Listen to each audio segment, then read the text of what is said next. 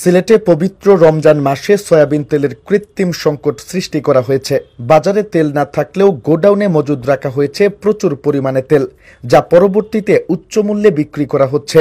রমজান মাসে নিত্য প্রয়োজনীয় পণ্যের দাম স্বাভাবিক রাখতে ভ্রাম্যমাণ আদালত অভিযান পরিচালনা করছে। এরই অংশ হিসেবে বুধবার রাতে সিলেট বিসিক শিল্পনগরী খাদিমনগর এলাকায় অভিযান চালানো হয়। অভিযানে অতিরিক্ত দামে সয়াবিন তেল বিক্রির অভিযোগে এক প্রতিষ্ঠানের মালিক সহ দুজনকে গ্রেপ্তার করা হয়েছে এবং 90,000 টাকা জরিমানা করা হয়েছে।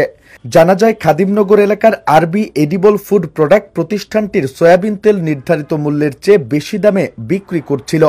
যেখানে 5 লিটার সয়াবিন তেলের বাজার মূল্য 850 টাকা, সেখানে ওই প্রতিষ্ঠান 950 টাকায় তা বিক্রি করছিল।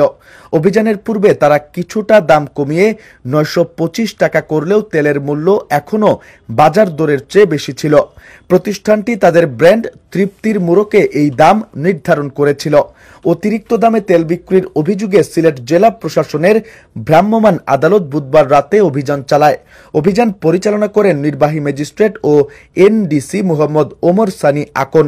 এ সময় তার সঙ্গে ছিলেন বিএসটিআই সিলেটের ফিল্ড অফিসার প্রকৌশলী মোহাম্মদ নজরুল ইসলাম। এ সময় সেনাবাহিনী ও পুলিশের সদস্যরাও উপস্থিত ছিলেন।